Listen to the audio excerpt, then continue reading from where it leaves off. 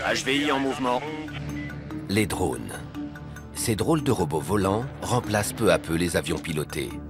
Permettant de voir et de tuer à l'autre bout de la planète, ils révolutionnent l'art de la guerre. Et avec eux, la science-fiction devient réalité. Pour la première fois, nous avons pu rencontrer des spécialistes dans ce domaine. Concepteurs, ingénieurs et pilotes. Armée. Nous allons vous montrer les technologies qui rendent ces appareils si puissants et vous dévoiler ce que l'avenir nous réserve. Les drones remplaceront-ils bientôt les avions pilotés les plus perfectionnés? Feront-ils un jour partie de notre quotidien? Au départ, c'était un jouet que mes chiens coursaient. Le problème, c'est que 30 000 drones rassembleront des informations. Ils sont en tout cas loin de faire l'unanimité. Je m'exprime au nom de la loi. Un nouveau chapitre de l'histoire de l'aviation vient de s'ouvrir et il prête à controverse. 3, 2, 1. Voici l'alliance parfaite entre l'homme et la machine. L'armée de l'air américaine dispose de plus de 2300 chasseurs. Et leurs pilotes, comme Matt McDonough, sont de véritables héros. Les meilleurs pilotes peuvent prendre des décisions hyper rapides quand la situation l'exige. Mais petit à petit, les drones supplantent les avions habités. Les films comme Terminator sont-ils sur le point de devenir réalité? Verrons-nous des machines voler, penser et tuer de leur propre initiative? Les drones sont des robots équipés de capteurs visuels, de systèmes de navigation Cible en vue. et parfois d'armes. Il en existe de toutes les formes et de toutes les tailles, et ils possèdent également plusieurs noms. L'Air Force parle d'aérodynes légers télépilotés. On dit aussi aéronefs non habités, mais les médias préfèrent drones. Le Pentagone en utilise plus de 10 000 de différentes sortes, généralement pour espionner et parfois pour tuer. Assez petit pour tenir dans un sac à dos militaire, le Raven est le drone espion le plus utilisé au monde. Furtif, le Sentinelle a fourni des renseignements essentiels en vue de l'élimination de Ben Laden. Pouvant être équipé de missiles, le Predator a effectué des milliers de missions depuis 2001. Quant à l'énorme Global Hawk, il peut espionner depuis le ciel pendant 35 heures d'affilée. Les militaires utilisent les drones pour fournir un appui aux forces terrestres.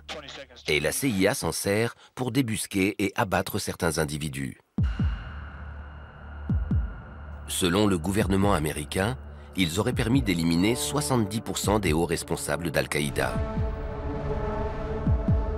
L'US Air Force prévoit que d'ici 10 ans, ils effectueront un tiers des attaques confiées actuellement aux chasseurs.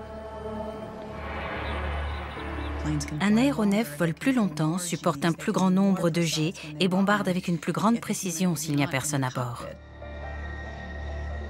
La suprématie des avions les plus performants est donc remise en cause. Et les ingénieurs s'efforcent de faire disparaître le pilote du cockpit.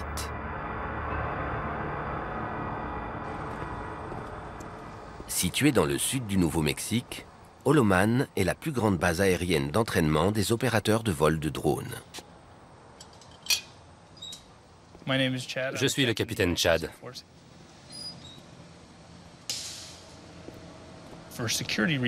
On nous demande de ne pas révéler notre nom de famille pour éviter qu'on s'en prenne à nous.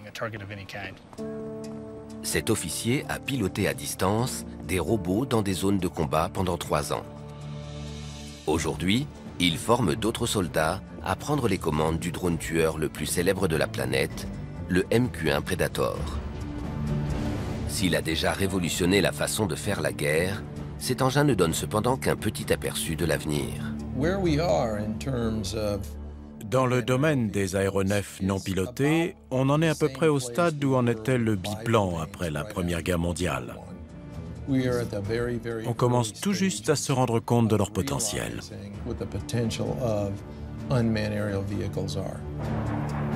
Contrairement aux chasseurs qui doivent avant tout être rapides et maniables, le Predator doit être endurant. Il est donc léger et économe en carburant. Ça pèse le poids d'un petit pick-up, environ 900 kg, qui sont répartis également sur les roues. D'une seule main, je peux le soulever et le reposer. Le Predator est propulsé par une hélice et son moteur 4 cylindres consomme 300 fois moins de carburant qu'un chasseur. Il vole à 135 km/h. Il peut rester en vol plus de 24 heures. Un chasseur n'a que 2 heures d'autonomie et sa voilure lui confère vitesse et maniabilité. Le Predator plane à 8000 mètres, souvent hors d'atteinte de l'ennemi, et ses longues ailes maximisent la portance. Elles sont assez flexibles. Sans pilote à protéger, un drone est bien plus léger et bien moins complexe qu'un avion. Sur un chasseur, les systèmes de pressurisation du cockpit, d'oxygénation et d'éjection du pilote pèsent à eux seuls aussi lourd que le Predator. Sur un drone, l'espace du cockpit abrite le système de commande par satellite. C'est le cerveau de l'appareil. Ça nous permet de communiquer avec lui, de le contrôler et le diriger. La nacelle sphérique contient une caméra jour et une caméra infrarouge. On peut facilement voir des gens à une dizaine de kilomètres. Cette nacelle permet aussi de tirer les 2 missiles Hellfire. Ici, il y a un laser. Quand on le met en marche, il illumine le sol. On tire le missile et son autodirecteur, qui est ici, le dirige vers le point illuminé avec une très grande précision. Les opérateurs de vol s'installent dans des sortes de conteneurs sur roues et contrôlent leur Predator grâce à une liaison satellitaire. Ils peuvent donc piloter leur engin depuis à peu près n'importe quel endroit sur Terre.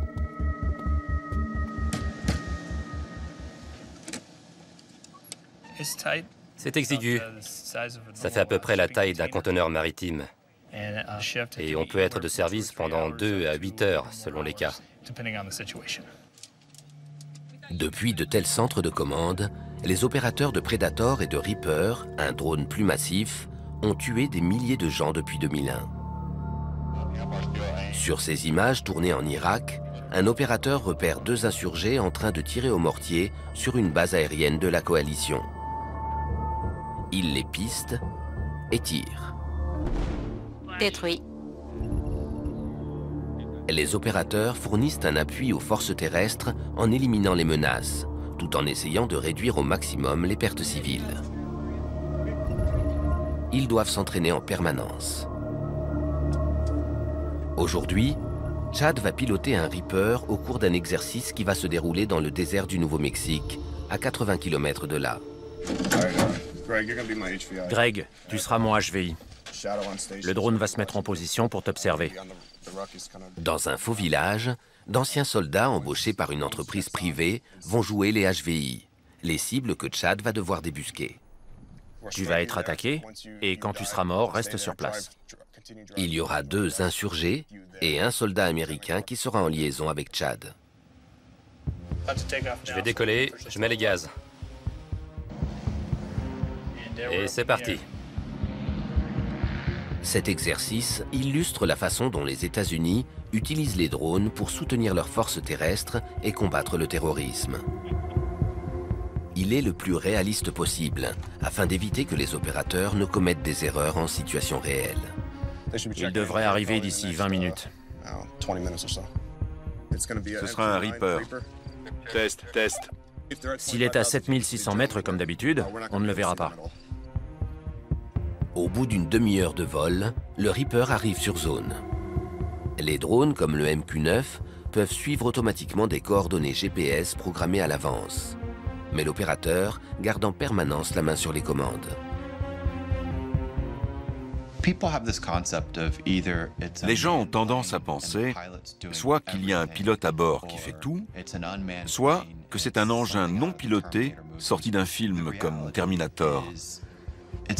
Actuellement, la réalité est quelque part entre les deux, sur les 2 types d'aéronefs. On raisonne en distinguant le robot de l'homme, alors que les deux sont imbriqués. Pendant que Chad pilote, son collègue Jay s'occupe des caméras et des lasers. Quand les insurgés entrent dans le village, le Reaper tourne dans le ciel, plusieurs kilomètres au-dessus d'eux. Bones, Raleigh, situation? Raleigh, Bones, objectif en vue. Grâce à son récepteur portatif et son ordinateur, le soldat au sol qui guide Chad voit la même chose que lui. L'indicatif de Chad est Bones. Celui du soldat est Raleigh. Raleigh, Bones. 2 individus dans le coin nord-ouest de l'enceinte. Poursuivez la surveillance. Raleigh demande à Bones de suivre un HVI vêtu de noir. Raleigh, Bones, le HVI en noir monte sur un 2 roues. Il s'en va. Selon les cas, la décision de tirer peut être prise par un officier renseignement qui peut se trouver n'importe où, par un commandant sur le terrain ou par l'opérateur lui-même. Bones, Raleigh, apparemment il s'arrête. Bones, je confirme. Traitez l'objectif, Bravo 1. Reçu. Armé. Jay vise avec le laser. On garde la cible dans le réticule. Tire dans 10 secondes. Prêt? Prêt. 3, 2, 1, feu. Bones, tire 25 secondes avant impact. Les missiles Hellfire sont à guidage laser. Les armes qu'on utilise ont une précision de l'ordre de 2,75 m. Et on peut facilement en faire passer une à travers une ouverture de la taille d'une fenêtre.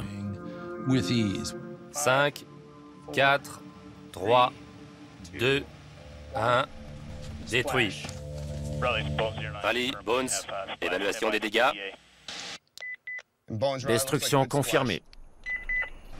Laser et armement coupé. Disposer d'un aéronef qui peut à la fois détecter, suivre et éliminer une menace en temps réel révolutionne la façon de se battre.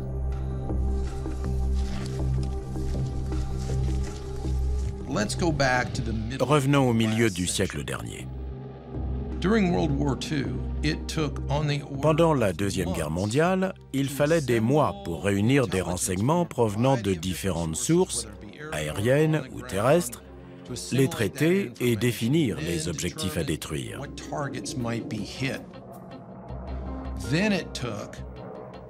Ensuite, il fallait utiliser des centaines d'avions et des milliers de bombes pour attaquer une cible choisie sur la base des renseignements glanés au fil de tous ces mois.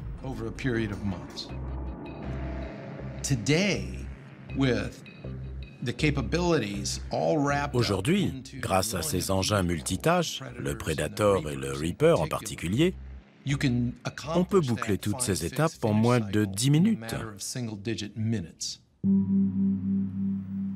Avant le Predator, il fallait des avions pour la collecte de renseignements et d'autres pour l'attaque.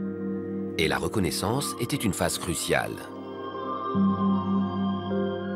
Après la Deuxième Guerre mondiale, les ingénieurs mettent au point des avions espions ultra sophistiqués. Ils doivent pouvoir voler très haut et très vite afin que les pilotes et les renseignements récoltés ne tombent pas aux mains de l'ennemi.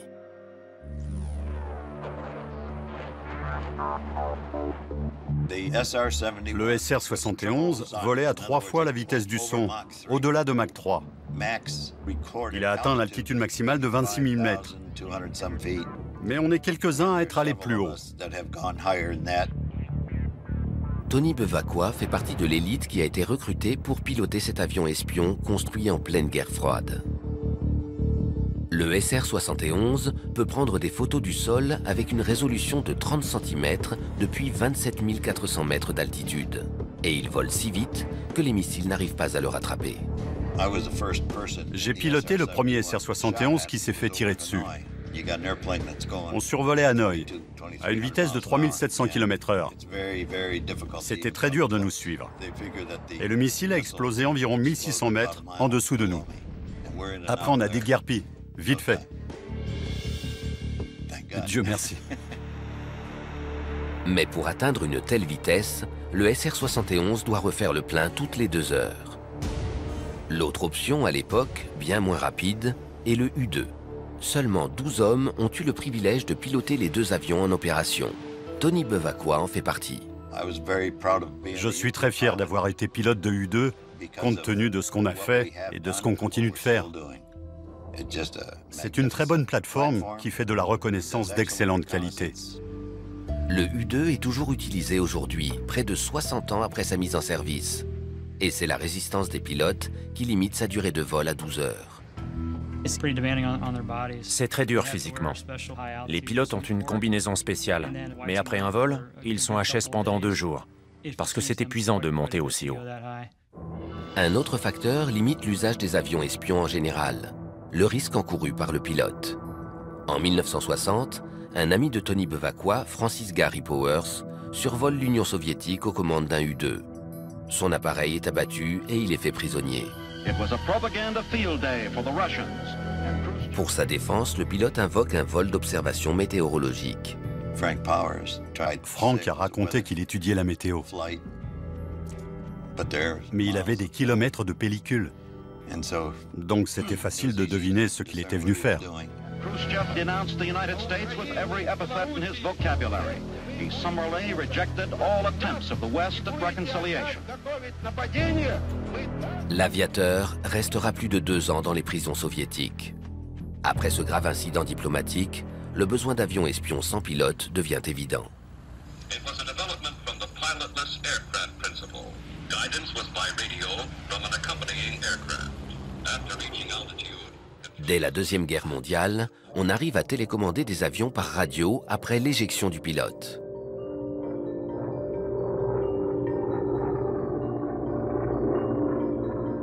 Mais au cours des décennies suivantes et jusqu'à l'avènement du GPS, les drones restent limités par le manque de fiabilité des pilotes automatiques et des systèmes de navigation.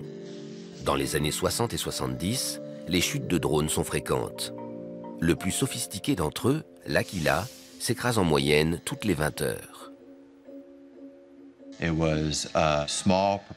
C'était un petit drone à hélice qui survolait le champ de bataille pour collecter des renseignements qu'il envoyait à l'opérateur. Mais la technologie n'était pas encore au point. Ce programme a coûté plusieurs milliards de dollars et seuls quelques prototypes ont vu le jour. Ça me contrarierait que les États-Unis n'aient pas de drone. Abe Karem est le père du Predator.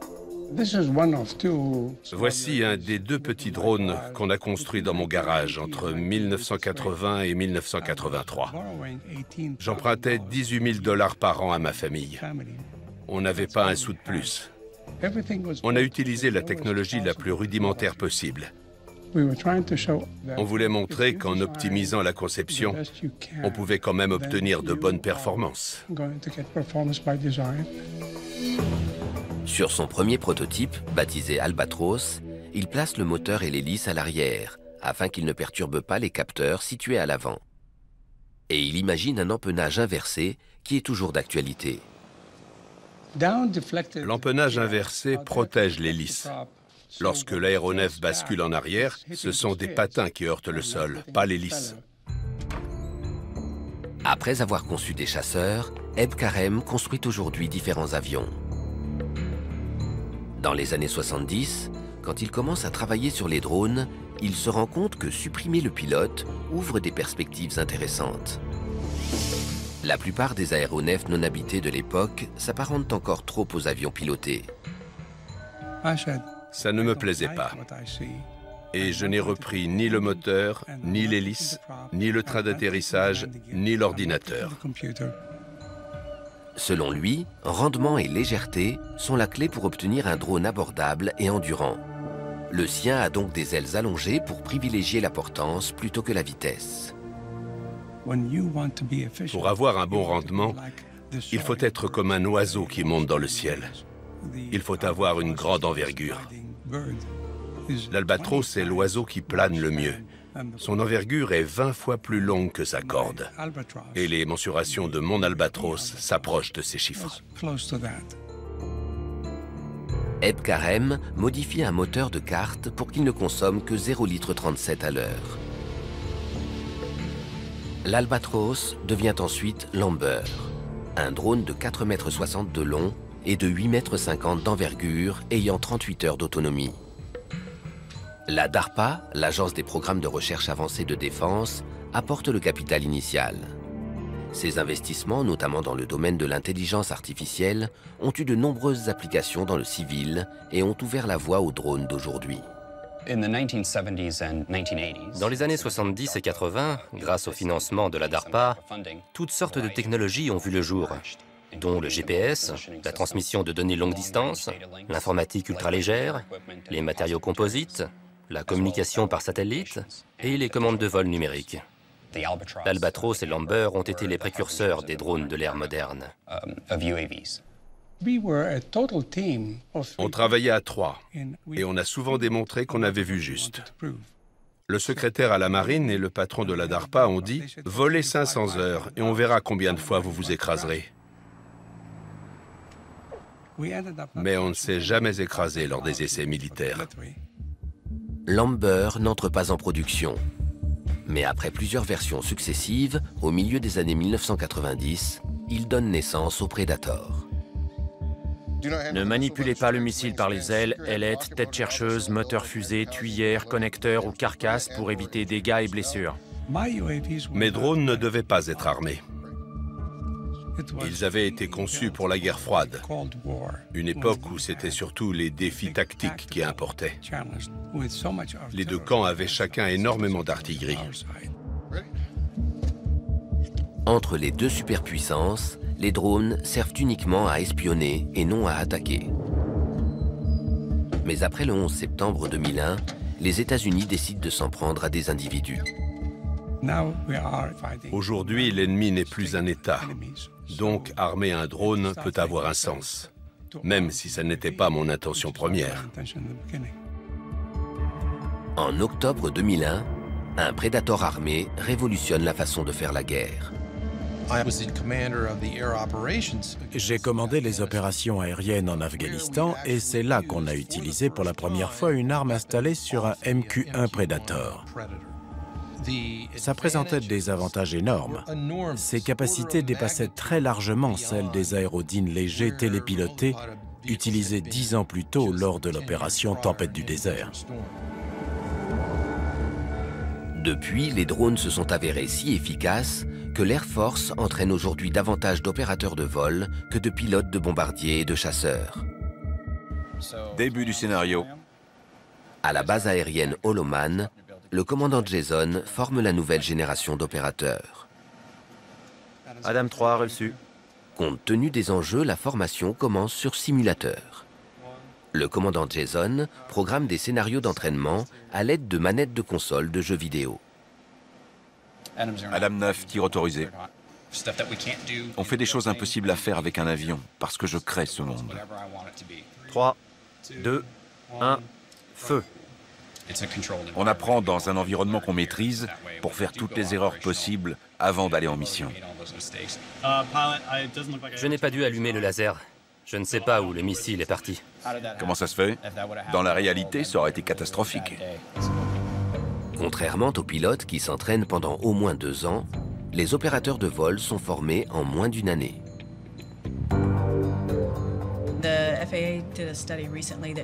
Une étude de la FAA, l'aviation civile américaine, a montré que les gens ayant piloté un avion sont moins bons aux commandes d'un drone que ceux qui n'ont jamais volé. Les pilotes ont des compétences qui sont inutiles et des attentes qui n'ont pas lieu d'être pour qui est aux commandes d'un drone. Donc l'US Air Force recrute des gens dans la rue qui n'ont aucune expérience et ils s'en sortent très bien. Ils n'ont pas été formés au pilotage, contrairement à moi, et en quelques mois, ils sont opérationnels. Adam 9, 15 secondes avant impact. Et quand la mission aura lieu à l'autre bout du monde, elle paraîtra tout aussi réelle. Reçu, détruit. Ça n'a rien d'un jeu vidéo. On ne peut pas redémarrer ou arrêter. Dans la réalité, comme ici en Irak, la technologie permet aux opérateurs de vol de voir plus de choses que les pilotes.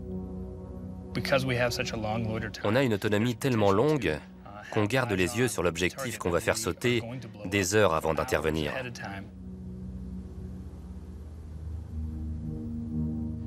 Après, on le traite.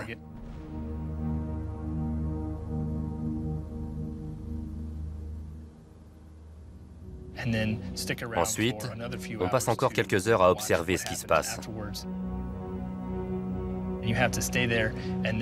Et on doit le faire tout en restant concentré sur les destructions qu'on a occasionnées avec notre aéronef.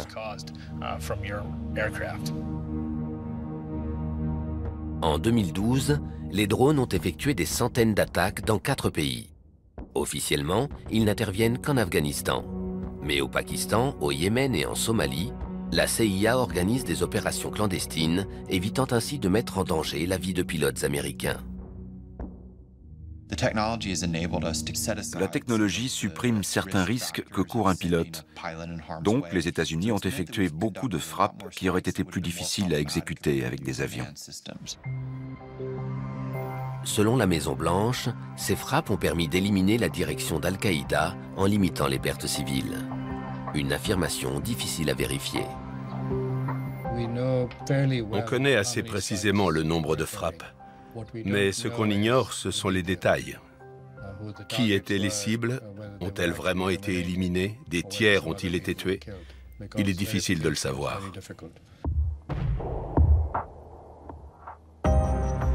Malgré l'absence de chiffres fiables, certains affirment que jusqu'à 30% des victimes des drones sont des civils, que les frappes contreviennent aux règles du droit international et qu'elles mobilisent des populations contre les États-Unis.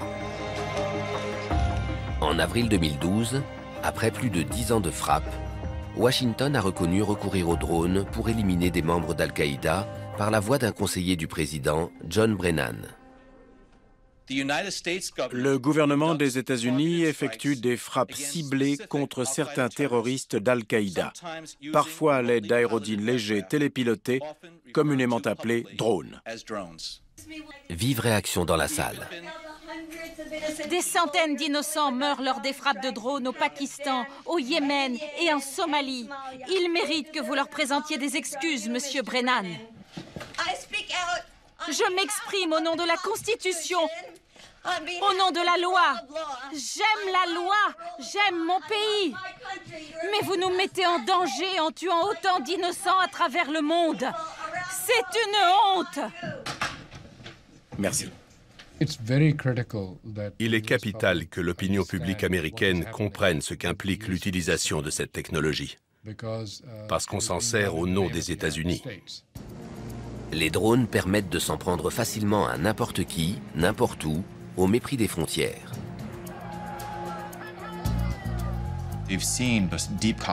Les frappes provoquent de vives polémiques au Pakistan, au Yémen et en Somalie.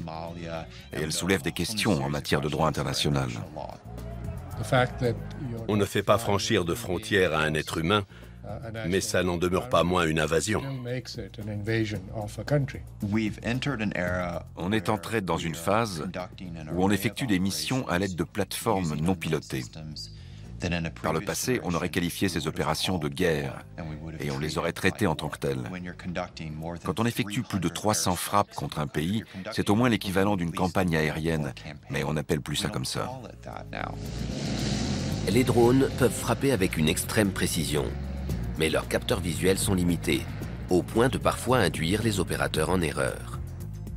À l'heure actuelle, l'opérateur de vol d'un Predator n'a pas la possibilité d'avoir une vue d'ensemble. Zoomer revient à regarder à travers une paille et à faire disparaître la vue d'ensemble. Les petites nacelles sphériques permettent généralement d'observer une zone au sol très réduite, même depuis une altitude de 6000 mètres. Je ne vois pas s'il se passe quelque chose à l'extérieur, autour de ma zone. La perception de la situation s'avère donc limitée. Et quand l'équipage zoome, il peut perdre de vue des détails essentiels. Grâce à la loi sur la liberté de l'information, des journalistes se sont procuré une transmission classée top secret datant de 2010, montrant les dérives qui peuvent se produire. Un équipage de Predator a pris des civils afghans, hommes, femmes et enfants, pour des insurgés. L'opérateur demande « C'est un fusil ?» Réponse de son collègue « Je ne sais pas trop, mais ça ressemble à un objet. » Après des heures de surveillance, un haut gradé ordonne de tirer. 23 civils meurent, la faute notamment aux limites des capteurs. Les ingénieurs planchent donc sur des appareils plus sensibles, capables de voir plus en détail. Aujourd'hui, on met au point des capteurs qui permettent de voir d'un seul coup d'œil un périmètre de la taille d'une petite ville. Ce sont les outils de surveillance de prochaine génération. Pour la première fois, on a reçu la permission du gouvernement de montrer une partie de leur potentiel. C'est important que le grand public en ait connaissance. L'ingénieur Yannis Antoniades a conçu Argus. Avec 1,8 milliard de pixels, c'est la caméra qui possède la plus grande résolution au monde. Elle se loge dans cette nacelle qui est fixée sous le ventre d'un drone. L'essentiel de ces recherches étant classifié, nous n'avons pas eu le droit de voir le capteur. Comme on n'a pas le droit de montrer certaines des pièces du capteur, tout ce que vous pouvez voir, ce sont de jolies bâches en plastique. Argus est l'équivalent d'une centaine de prédateurs qui observeraient simultanément une zone grande comme une ville de taille moyenne. Cette photo a été prise à 5300 mètres d'altitude et couvre une surface de près de 40 km². Elle a été prise à très haute résolution. Si on veut voir ce qui se passe en un endroit du cliché, par exemple près de ce bâtiment, on peut obtenir une image animée de ce qui s'y passe. En touchant simplement l'écran, Yannis Antoniades a ouvert une fenêtre qui montre en détail la zone choisie tout en conservant la vue d'ensemble. Tous les objets animés sont automatiquement suivis et la couleur du cadre qui les entoure indique que l'ordinateur a reconnu de quoi il s'agissait. Il y a des individus qui traversent la rue, d'autres qui marchent sur le parking. La résolution est suffisante pour qu'on voit les gens agiter les bras et les vêtements qu'ils portent. On peut zoomer ainsi sur n'importe quel endroit figurant sur la vue d'ensemble. On peut ouvrir simultanément jusqu'à 65 fenêtres et tout objet de plus de 15 cm de long est visible. De 5300 mètres, on voit une tache blanche qui se déplace. C'est un oiseau. Argus observe en temps réel et enregistre 1 million de téraoctets par jour, l'équivalent de 5000 heures de séquences en haute définition.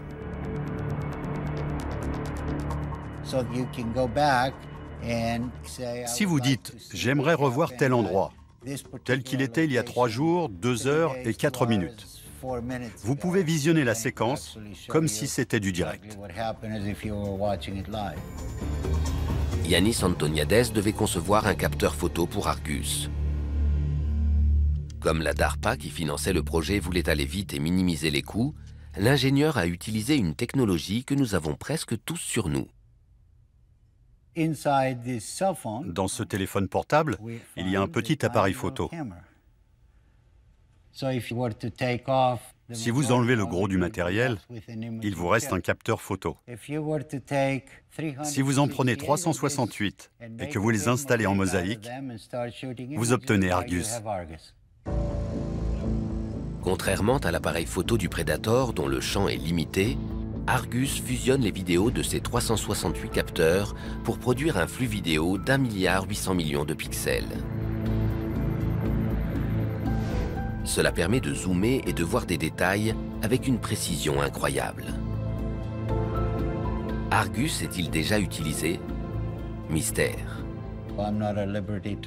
Je ne suis pas autorisé à discuter des plans du gouvernement. Mais si on avait le choix, on préférerait qu'Argus reste au-dessus du même endroit 24 heures sur 24, 7 jours sur 7. Ça n'est pas facile à faire avec des plateformes aériennes pilotées. Mais pour ça, le drone est l'outil idéal. Argus pourrait équiper un drone armé comme le Predator. Une plateforme à grand rayon d'action Global Hawk, ou le projet encore à l'étude d'ailes volantes Solar Eagle, qui à terme pourrait voler plusieurs années d'affilée. L'Air Force peut archiver chaque vidéo transmise par chaque drone. On va vivre dans une société de plus en plus électronique où nos mouvements seront surveillés. Les technologies comme celle d'Argus améliorent notablement les capacités de reconnaissance des drones. Mais il n'en reste pas moins que les grands drones de l'armée de l'air américaine s'écrasent toujours plus souvent que les avions. Le Global Hawk, prix de revient 100 millions de dollars, risque 3 fois plus de s'écraser que le U-2 qu'il devait remplacer. Et même si aucun pilote ne risque sa vie, un accident de ce genre ne va pas s'en poser de problème.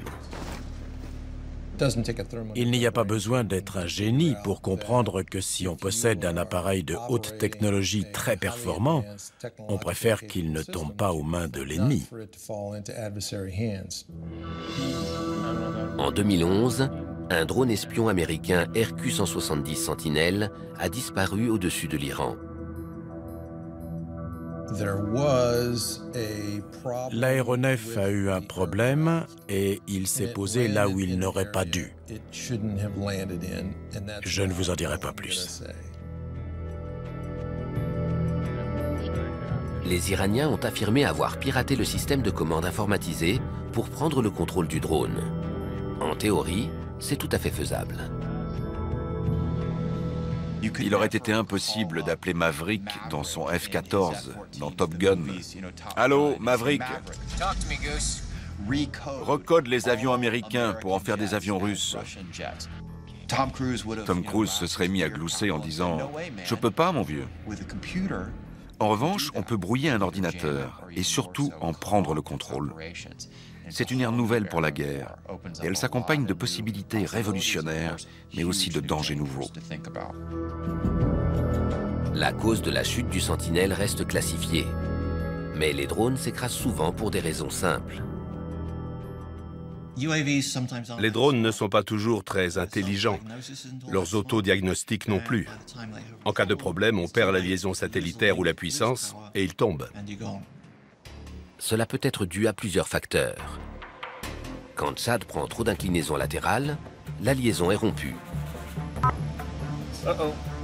L'image se gèle et il vole à l'aveuglette. J'ai tourné.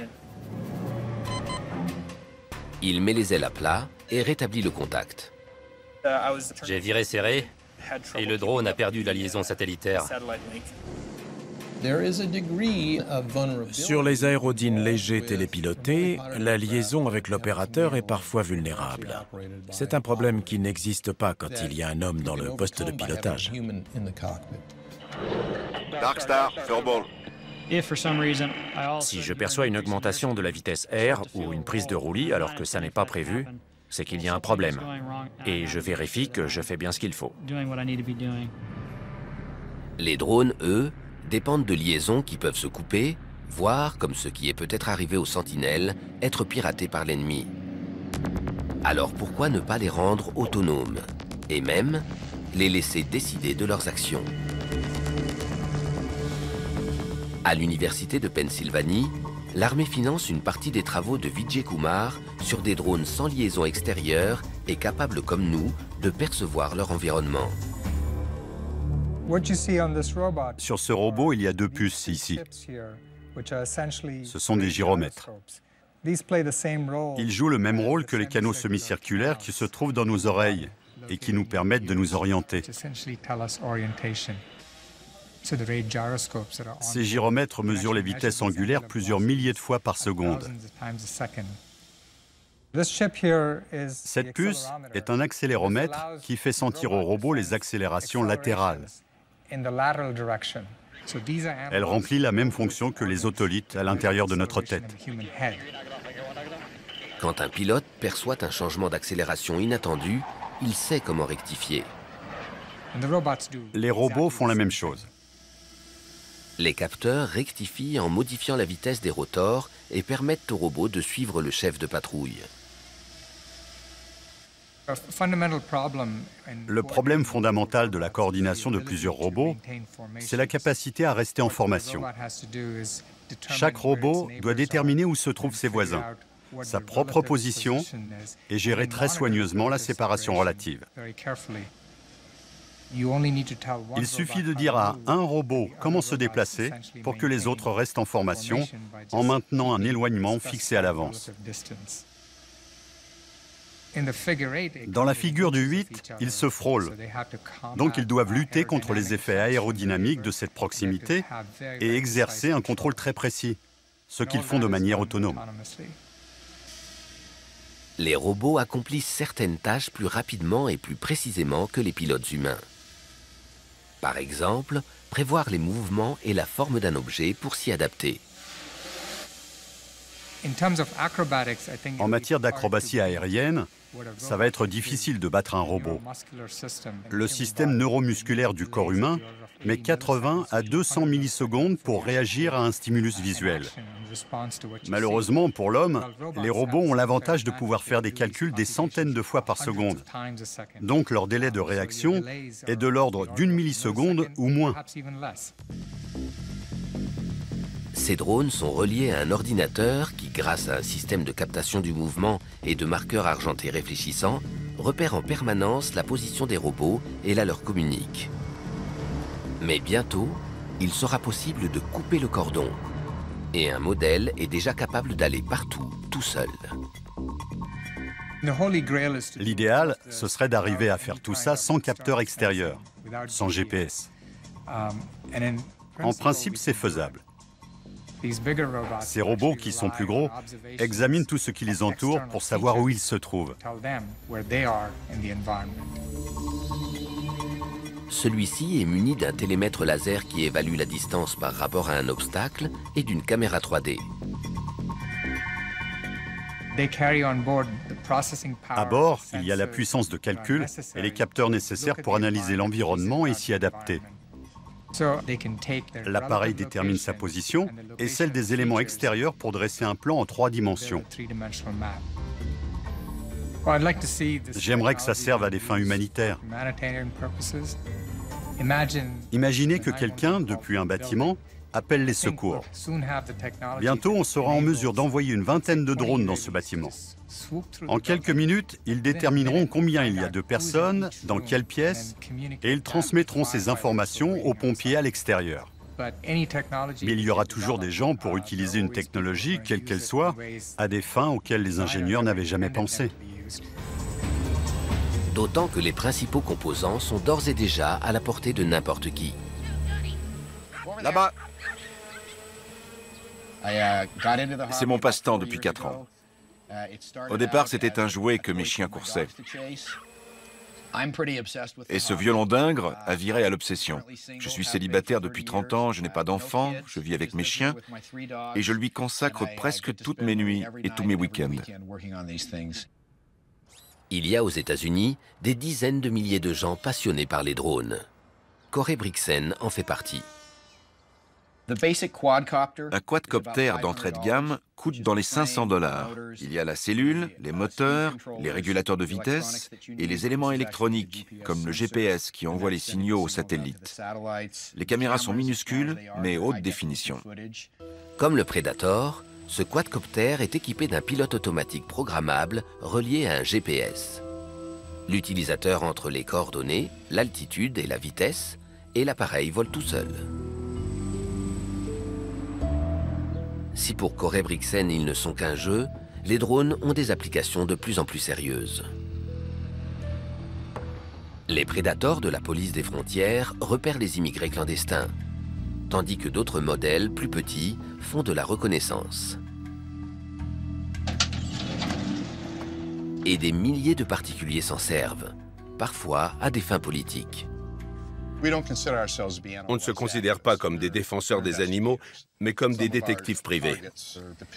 On a filmé des gens qui tirent le pigeon en Pennsylvanie avec notre hélico. Il y a eu 2 tirs. L'hélico a perdu de l'altitude. Au 3e tir, il est tombé dans les arbres. On entend les tireurs se mettre à pousser des hurrahs et à rigoler. Mais on avait d'autres hélicos. Ce drone civil serait le premier à avoir été abattu aux États-Unis. Mais il pourrait ne pas être le dernier. La prolifération de ces robots pose de tels problèmes juridiques qu'un sénateur a proposé une loi pour en limiter l'usage. N'importe qui est susceptible d'utiliser un robot pour vous observer chez vous depuis l'extérieur. Or, chacun a droit à sa vie privée. Les drones qui rentrent d'Afghanistan et d'Irak ne doivent pas servir ici à des activités qui vont à l'encontre de notre Constitution. Le problème, c'est que d'ici 2 ou 3 ans, 30 000 drones rassembleront des informations. Ils vont changer la donne, et pas seulement aux États-Unis. Actuellement, plus de 55 pays construisent, achètent ou utilisent des robots militaires, surtout volants. Récemment, l'Iran a annoncé posséder un drone armé ayant un rayon d'action de plus de 1600 km. On ignore si sa technologie s'inspire du Sentinelle américain. Les États-Unis ne cessent de mettre au point de nouveaux modèles, comme cette petite caméra volante à hélice baptisée Switchblade. Le Switchblade sort de ce tube. Les ailes, l'empennage arrière et l'hélice se déploient, un peu comme sur un couteau à cran d'arrêt. Quand l'opérateur de vol repère l'objectif sur son écran de contrôle, il donne l'ordre à l'appareil de foncer droit dessus et de faire exploser la charge qu'il contient à l'impact. Nos clients adorent cet appareil. Il devrait protéger nos soldats et sauver la vie d'innocents. Quant au drone tueur qui pourrait remplacer les soldats, il est pour demain. Il y a une dizaine d'années, des gars se sont dit « Si on voulait embarquer un aéronef non piloté sur un porte-avions, on s'y prendrait comment ?» D'ici 2 ans, le prototype X-47B, le premier drone sans dérive de la taille d'un chasseur, remplira son objectif. Décoller d'un porte-avions et y apponter. On affine la technologie qui permettra à cet aéronef non piloté d'apponter seul. On se concentre sur la mécanique de la manœuvre. Le drone vise une position prédéterminée et il réagit très rapidement aux changements dans son environnement pour l'atteindre. L'appareil est équipé de nombreux instruments qui lui permettent de savoir à chaque instant comment fonctionnent tous ses sous-systèmes et de connaître le comportement de son moteur et de ses gouvernes. Il tourne au moment prévu, il revient au moment prévu et il atterrit à l'endroit prévu. Les drones ne se contentent déjà plus d'observer. Un jour, ils participeront peut-être à des offensives aux côtés d'avions pilotés.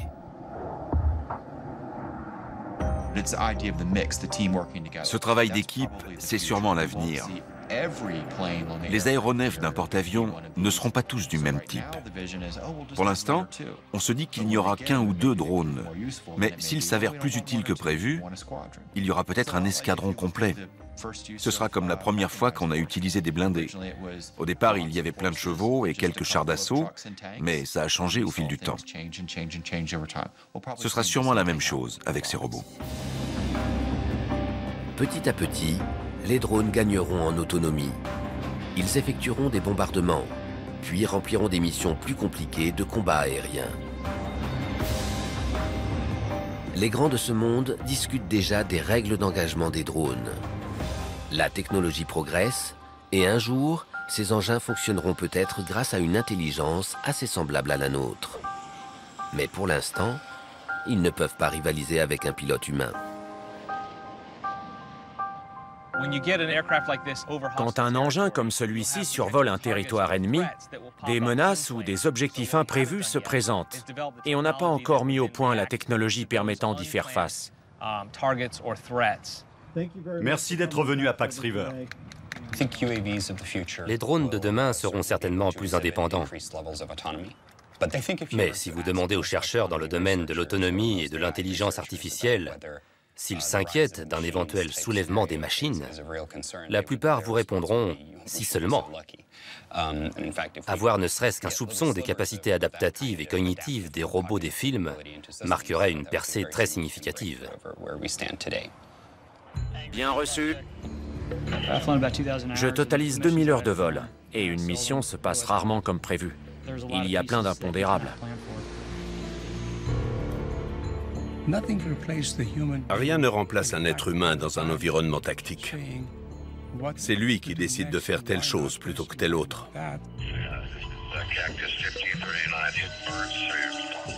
Un A320 avec 150 passagers à bord traverse une nuée d'oies sauvages qui endommagent les réacteurs. Le pilote ne peut pas se poser et il doit amérir sur l'Hudson. Qui préférez-vous avoir à la manœuvre? Un robot ou un commandant de bord comme Sullenberger? On ne peut pas tout anticiper. Cette capacité à gérer l'imprévu est peut-être le dernier obstacle à franchir, avant de voir des drones autonomes supplanter les avions pilotés. On en est loin, mais je serai le dernier à dire que c'est impossible. L'ambition humaine étant le moteur de l'innovation, une chose est sûre, les drones n'ont pas fini de nous étonner. La DARPA a pour mission de créer et d'empêcher des surprises stratégiques. Et si elle y arrive, nous n'aurons pas de surprise. Les frères Wright ont fait leur premier vol en 1903. Et un siècle plus tard, on est aux commandes d'aérodynes légers télépilotés. On vient de prendre notre envol. On ne peut qu'aller plus haut.